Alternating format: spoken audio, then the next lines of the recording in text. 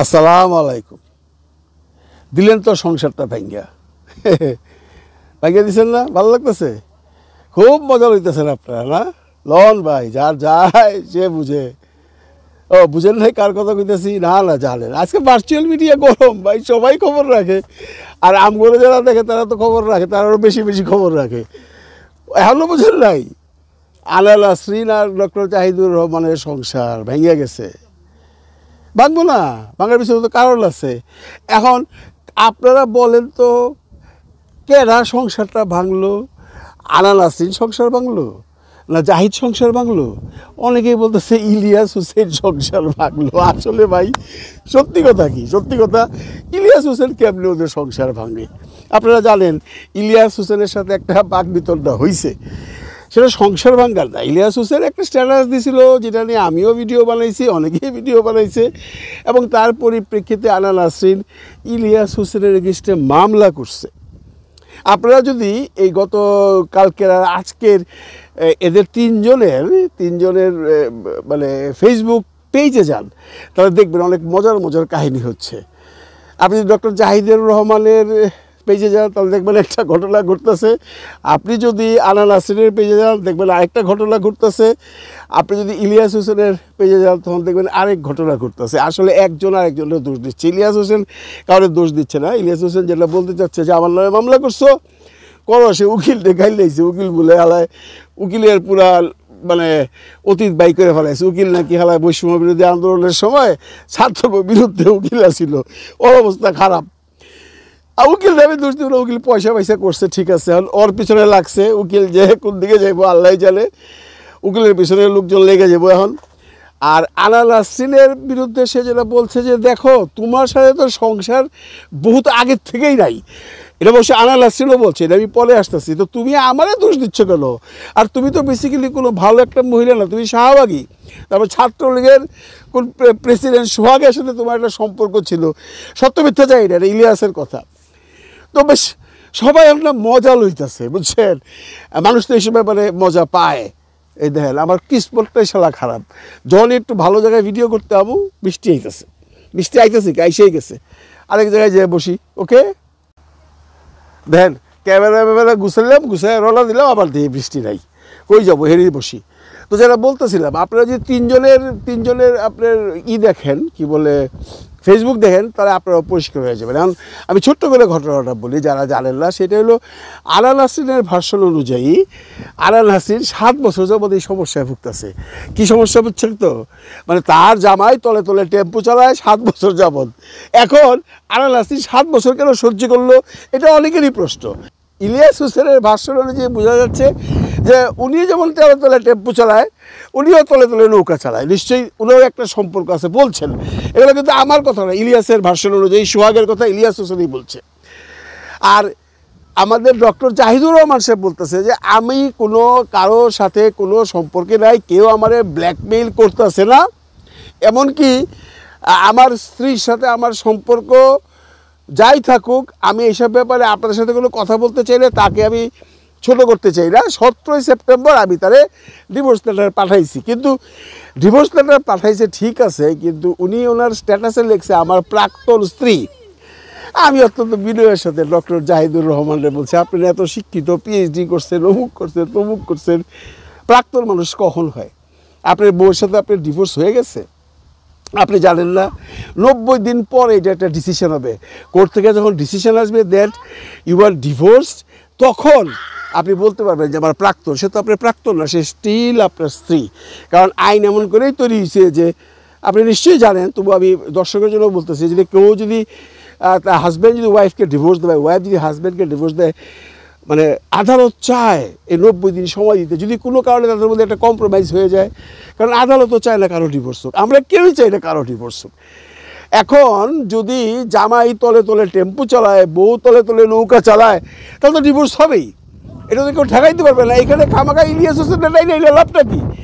ইলিয়াস হোসেনের জন্য তো ডিভোর্স হয় নাই। যার জন্য যারা বলতেছেন কার জন্য ডিভোর্স হইল, হিসাবটা আপনি বাই করেন।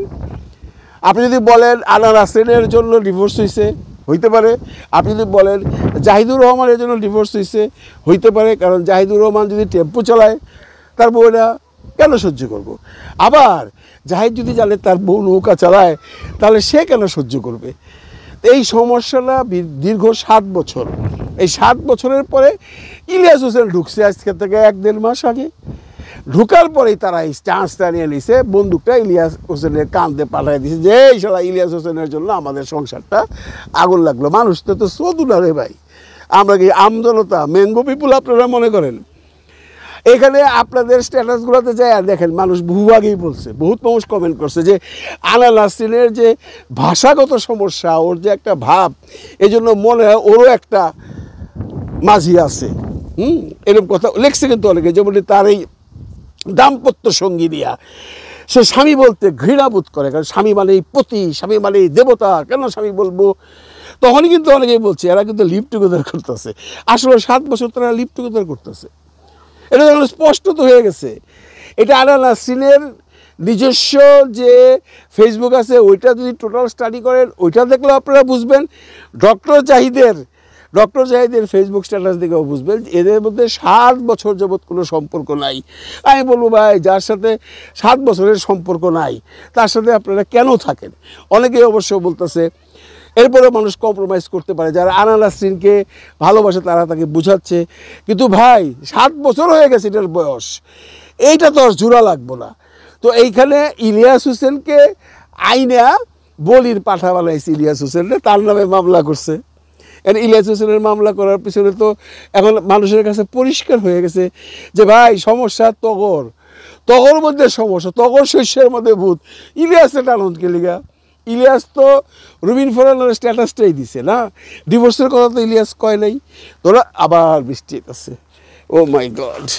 তো ভার্চুয়াল মিডিয়াতে কিছু মানে যারা ইলিয়াস হেটার্স আছেন তারা এসে উল্টাপাল্টা লিখতেছে যে ইলিয়াস হোসেন অ্যাকচুয়ালি মানুষের বউরে নিয়ে কথা কয়, মানুষের সংসারে আগুন লাগায়, এই সংসারটা ভেঙে দিল। আমি অত্যন্ত বিনয়ের সাথে বলতেছি ভাই, আমি ইলিয়াস হোসেনের সাপোর্ট করতেছি না। ইলিয়াস হোসেন এইখানে সংসারটা ভাঙলো কোথায় আপনারা একটু বুঝাইয়া বলবেন?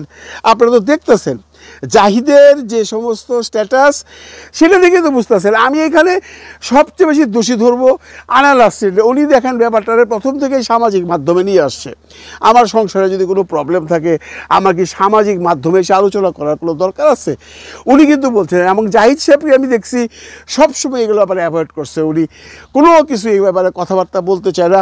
বাইরে তোমার যদি প্রবলেম থাকে সংসারে, তোমার স্বামীর সাথে, তোমার স্বামীর ব্যাপারে যদি তোমার কোনো কমপ্লেইন থাকে, তোমরা বসো, তোমরা বৈশা কম্প্রোমাইজ করো। যদি মনে করো সেটা হলো না, ডিভোর্স দিয়ে চলে যাও। এই এপ্রিলে মরার তো দরকার নেই, ডিভোর্স দিয়ে না দিয়ে এইভাবে সংসার করো। এই 7 বছর তো প্রতিদিন আলা নাসরিন আপনিও মারা গেছেন, আপনার জামাইও মারা গেছে, আপনাদের মধ্যে কোনো সম্পর্ক নিশ্চয়ই নেই। শারীরিক সম্পর্ক বলেন, দৈহিক সম্পর্ক বলেন, আত্মিক সম্পর্ক বলেন, কিছুই নিশ্চয়ই নাই। ইলিয়াস হোসেনের ভার্সনে যে দেখলাম আলা নাসরিন এখন এই জাহিদের টাকা পয়সার জন্য তার পিছনে লাইগা রয়েছে, বা তার সংসার করছে 7টা বছর। 7টা বছর সংসার করার পর আপনি এই যে আজকে ডিভোর্স দিছে, এখানে তো আমার মনে জাহিদকে কেউ দোষ দিতে পারবে না। ডক্টর জাহিদ তো কখনোই মুখ খুলে না। তার অন্যান্য ক্যারেক্টারাইজেশনের ব্যাপারে কথা বলতে পারেন, তার রাজনৈতিক বিশ্লেষণ নিয়ে কেউ মতামত থাকতে পারে, আমিও তাকে পছন্দ করি না, কারণ সে অলওয়েজ আমাদের বিরুদ্ধাচরণ করে। কিন্তু এই যে সাংসারিক জীবনে ডক্টর জাহিদ তো অনেক ধৈর্যের পরিচয় দিছে। উনি তো আপনাকে 7 বছর যখন এই যে টেম্পো চালাইছে, আপনি 7 বছর দেখছেন, এবং আপনি নৌকা চালাইছেন, সে দেখছে, তারপরেও যে আপনারা রইছেন, এর জন্য আপনারা একটা বাহবা পাইতেই পারেন। কারণ এরকম মডার্ন ফ্যামিলি বাংলাদেশে বোধহয় খুঁজলেও পাওয়া যাবে না, এবং যারা আছে তারা কোনোদিন ভার্চুয়াল মিডিয়াতে আসে না। আপনি যে মডার্ন, আপনি যে প্রগতিশীল, সেটা তো আপনার ভাষাগত ব্যাপারেই বোঝা গেছে। ওই আপনার ওই দাম্পত্য সঙ্গী, এটা তো এখন ভাইরাল বাংলাদেশে, অনেকেই দাম্পত্য সঙ্গী বইলা ব্যবহার করতেছে। আমি আমার বউরে কালকা কইছিলাম তুমি তোমার দাম্পত্য সঙ্গী, উনি তো লাভ পেয়েছে, কি সব করতে শিখছো আলতু ফালতু কথা। আমি তখন তাহলে বুঝাইলাম যে আলা নাসরিন, তাদেরকে এইগুলো স্ট্যাটাসগুলো দেখাইলাম, বলে দেখো এটা হলো উনি ওভার স্মার্ট। কারণ আমরা জন্মের পর থেকে মানে বাঙালি কালচারে স্বামী, বর, পতি শুনে আসতেছি, হিন্দু, মুসলিম, খ্রিস্টান সবাই হোক, হাজব্যান্ড হাজব্যান্ড ব্যবহার করতে পারতো, এটা নিয়েও তার আপত্তি। হাজব্যান্ড ইংরাজি শব্দ, মানে অ্যাজ ইফ উনি আসলে মানুষের দৃষ্টি আকর্ষণ করতে চাইছে, মানুষের এই জায়গায় ঢুকতে চাইছে যে আমি একজন ইন্টেলেকচুয়াল কেউ। কিন্তু শেষ পর্যন্ত কী হলো নাসরিন, সংসারটা ভেঙেই গেল। আর মানুষ এখন মজা লইতেছে। ক্ষতিটা কার হয়েছে? ক্ষতিটা তো আপনাদের হয়েছে, এবং এর জন্য আমি জাহিদ সাহেবের চেয়ে আপনারা বেশি দায়ী করবো। কারণ ফেসবুকে আইসা এই সমস্ত প্রচার করছেন আপনি, মানুষকে জানাইছেন আপনি, ইলিয়াস হোসেনের সাথে ঝগড়া করছেন আপনি। কারণ আপনাকে যে ডিভোর্স দিবেন তো আপনার স্ট্যাটাসেই লেখা ছিল যে আমি যখন বলছি মামলা করব তখন আমার স্বামী তো বলেন না, আমার দাম্পত্য সঙ্গী বলেছেন উনি আমাকে ডিভোর্স দেবেন। তো আপনি মামলা করছেন, তারপর ডিভোর্স দিছে। এখন এইখানে মামলাটা কবে করছেন এইটা নিয়ে কিন্তু একটু সমস্যা আছে ভাই। হ্যাঁ, মামলা উনি করছে আগে, ডিভোর্স হয়েছে পরে, সুতরাং সেই হিসাবেও আপনারা ইলিয়াসের দোষ দিতে পারবেন না। উনি মামলা করলো কেন ইলিয়াসের বিরুদ্ধে? উনি মামলা করে উনি সামলাইতে পারবে? উনি নিজেই তখন বলতেছে কোন দেশে আছে, আমার মামলার নথি আমি পাইলে আসামি পাওয়া যায়। কাজে আপনাকে বুঝতে হবে আপনি সাপের লেজে পা দিচ্ছেন ভাই, আর নয় সাপের লেজ দিয়ে কান চুলকাইতেছেন। দোষ তো আপনার। জাহিদ সাহেব তো বুঝতো এগুলা। জাহিদ সাহেব জানে এর রেজাল্ট কোথায় যাবে, শুধু এগুলো চড়াইয়া খায়। আপনি তো চড়াইয়া খান না, আপনি আছেন নৌকা চালানির তালে, উনি আছে টেম্পোর তালে। এই তালে তালে গুলে মালে আপনাদের সংসারটা চলে গেলো। এখানে আপনারা ইলিয়াসেরও দোষ দিয়েন না,